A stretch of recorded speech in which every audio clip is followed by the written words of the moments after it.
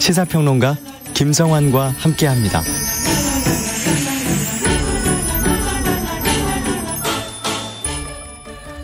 생후 6개월 된 영아를 학대해 숨지게 한 혐의를 받는 양모에 대해 1심 법원이 살인죄를 인정하고 무기징역을 선고했습니다. 함께 재판에 넘겨진 양부는 징역 5년을 선고받았는데요. 오늘 전국 각지에서 법원 앞으로 모인 일부 시민들은 1심 선고 소식을 듣고 아쉬움을 토로하기도 했습니다. 대한아동학대방지협회 공혜정 대표 연결해서 오늘 1심 판결 어떻게 봐야 하는지 조금 더 자세히 얘기 나누도록 하겠습니다. 대표님 안녕하십니까? 네, 안녕하십니까? 네, 오늘 그 재판이 열린 법원 앞에 가셨다고 들었어요. 네네. 그 앞에 현장 상황은 어땠습니까? 예, 이제 전국의 협회 회원들이 오전 7시 무렵부터 모여들기 시작해서 네. 오늘 날이 굉장히 더웠잖아요. 네. 예, 때약볕 아래서 눈물을 흘리면서 시위를 했고요. 간절한 마음으로 법정 체결형을 기다렸습니다. 그런데 이 경찰 측에 너무 과도한 과잉 경호로 인해서 네. 좀 마찰도 좀 있었습니다. 과잉 경호라는 게 어떤 걸 말씀하시는 거죠? 그러니까 저희는 단지 이 정인이를 살해한 양부모의 형량이 어떻게 나올 것인가를 현장에서 듣고 싶었고 유가족이 없는 정인이를 대신해서 가족이라는 마음으로 갔고 또 이 평범한 엄마 아빠들입니다. 네. 그런데 마치 우리를 폭도나 범죄자처럼 취급을 해서 뭐 아예 그 법원 청내 출입을 금한다든가 네. 뭐 이 기동대를 막 5겹 6겹으로 둘러싸서 저희를 그 인간 기동대 감옥에 가둔다던가 하는 좀 지나친 좀 경우가 있었습니다. 참 이번에 이제 1심 법원이 무기징역 양모에게 선고하지 않았습니까? 네네. 근데 법원 앞에서 이 소식을 들으신 거죠? 네네.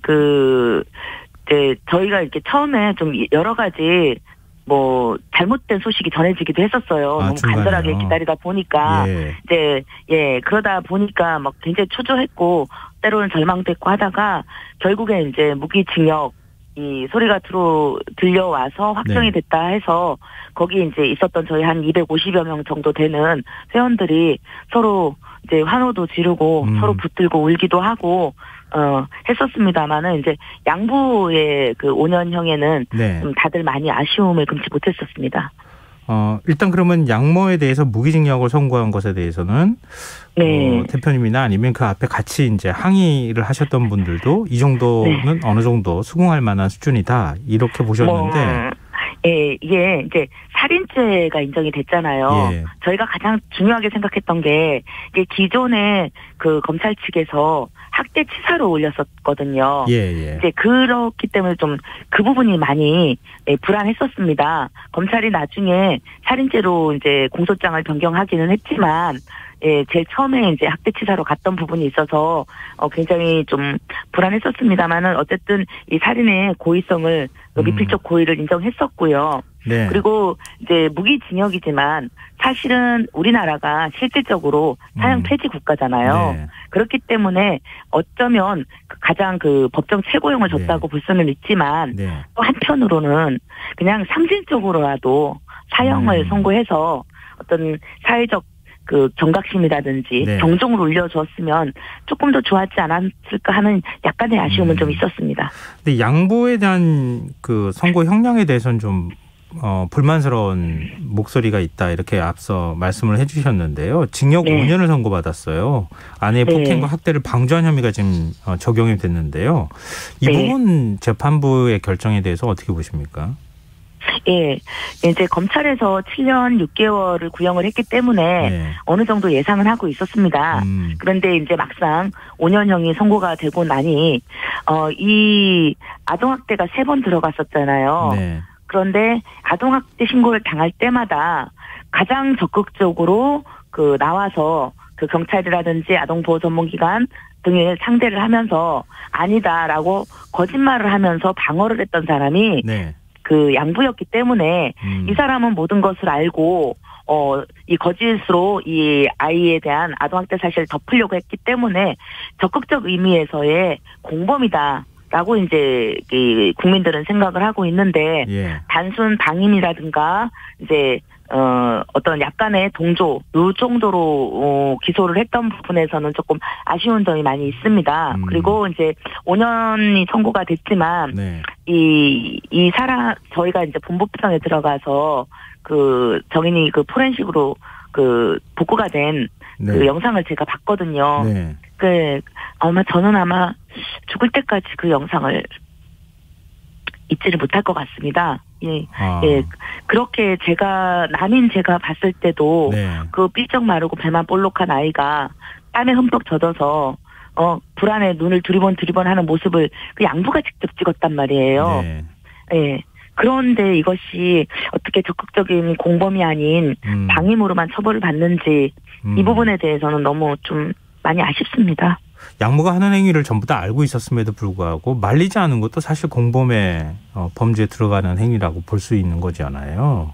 그러니까 저희는 그리고 카톡 내용을 그 보고 난 것에도 보면 이 아이를 지칭하는 안 씨의 말이 뭐 정말 이렇게 말씀드리기가 참 그런데 뭐 개 진상이다, 뭐 기차는 XX 이런 식으로 아이에 대한 혐오적인 표현을 한 부분이 굉장히 많습니다. 그래요. 예, 그리고 아이를 굶기라는 등 그리고 이제 이 아동 학대를 이미 알고 있고 그런데도 그 부분을 말리지 않았거나 아니면 동조했다 아니면 적극적으로 방어를 했다는 점에서는 좀 더 엄한 처벌이 내려졌어야 마땅하다 이렇게 생각이 듭니다.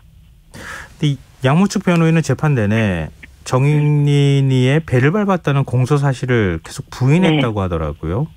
네, 계속적으로 뭐 그런 사실이 없다, 뭐 그렇게 얘기를 하고 양모 또한 자신은 그런 적이 없다라고, 뭐 살인의 고의도 없다라고 얘기를 했지만 이 재판부에서는 이제 피해자의 복부를 강하게 밟는 등 강한 둘력을 강해서 피해자의 치장이 절단되고 이로 인해서 복부 손상으로 사망하였었고 이로 인해서 피고인은 피해자를 살해하였다라고 정확하게 단정적으로 기소를 하였습니다. 판결문에. 네. 예. 그래서 제가 한 8년 정도 이 일을 하면서 수많은 아동학대 재판에 참여를 했지만 이 아이를 그 학대로 살해한 사람들은 누구 하나 내가 아이를 죽였습니다라고 한 사람이 단 한 명도 없었습니다.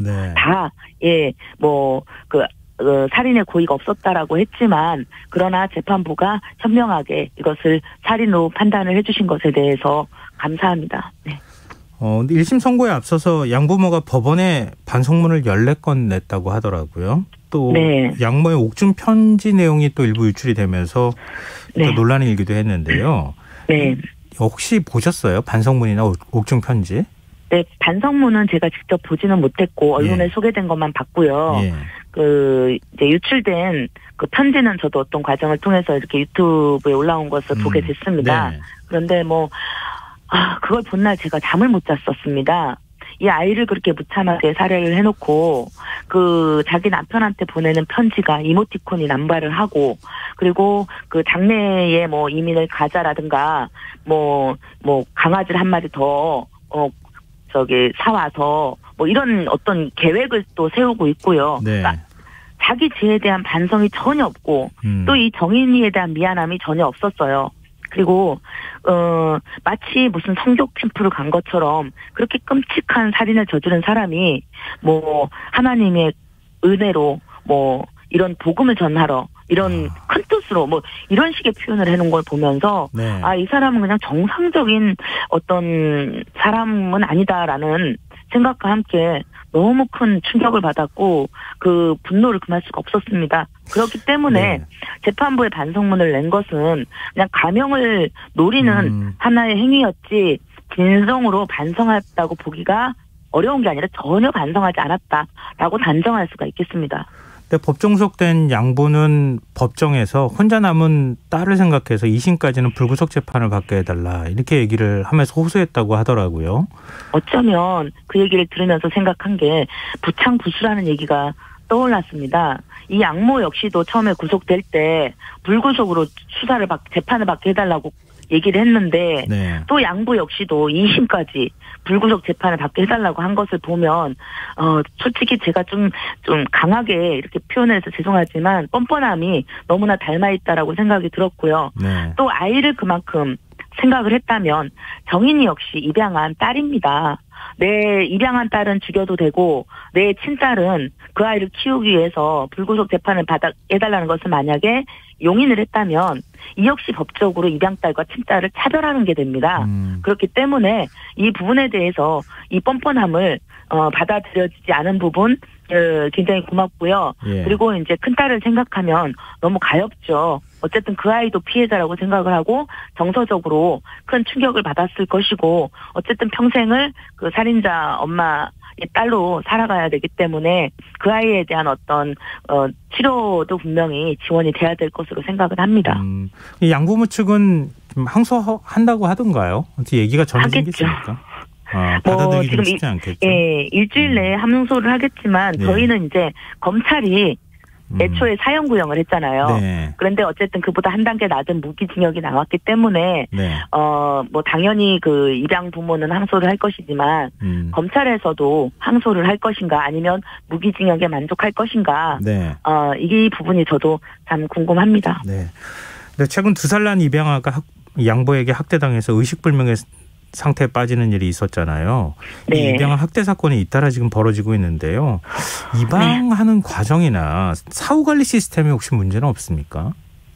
지금 현재 그 우리나라는 민간인 입양 기관에서 입양 상담과 사후 관리를 하고 있습니다. 네. 근데 입양 장려가 목적인 민간 기관이 당연히 상담을 하게 된다면 입양을 권장할 테고 사후 관리 역시 그 입양이 하나의 성과인 민간 기관에서 사후 관리를 했을 때 과연 그 아동을 위한 그 객관적인 어떤 판단을 하겠는가라는 의문이 듭니다. 그렇기 때문에 이 입양이라는 것이 이 장려가 목적이 아니잖아요. 예. 예, 아동에게 적합한 부모를 찾아서 이 아동이 행복하게 자랄 수 있도록 해주는 것이 목적이기 때문에 이 입양 상담이라든지 사후 관리를 공공화했으면 좋겠습니다. 그래서 어떤 그 사업성과 네. 전혀 관계가 없는 공공화가 있어야만이 이 아이를 행복을 좀 더 안전을 좀 더 보장하지 않겠는가 이런 생각을 하게 됩니다. 입양과 사후 관리를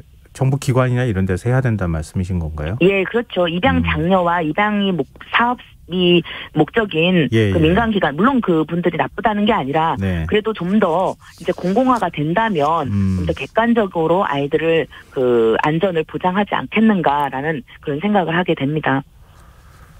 참 우리 사회 여러 가지 복지 시스템을 개선하려고 노력하는데 계속 허점이 보이는 것 같습니다. 특히 입양 문제에 그렇습니다. 대해서 우리 사회가 큰 관심을 좀 가져야 되지 않을까 싶습니다. 저희 청취자분들께서도 안타까움을 표해 주시기도 하고 마음이 아프다 이런 또 문자 보내주고 계십니다. 앞으로 활동 계속 저희도 응원하고 지켜보겠습니다. 오늘 말씀 고맙습니다. 감사합니다. 네, 수고하십시오. 네, 지금까지 대한아동학대방지협회 동혜정 대표였습니다. KBS 라디오 김성환의 시사 1부 순서는 여기서 마무리하겠습니다. 2부에서는 화제성 뉴스를 살펴보는 밤잠 뉴스 불금의 교양학 순서로 찾아뵙겠습니다. 전 11시 정각 2부에 다시 찾아오겠습니다.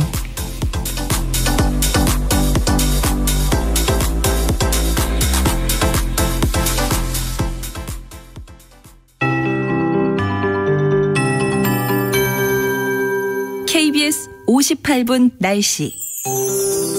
주말 내내 전국에 비가 오겠습니다. 이 비는 월요일까지 이어지겠고 비가 내리면서 더위는 누그러지겠습니다. 내일 전국이 대체로 흐린 가운데 제주도에 비가 오겠고 새벽에 전라권과 경남권부터 비가 시작돼 오전에 그 밖에 전국으로 확대되겠고 밤에 소강 상태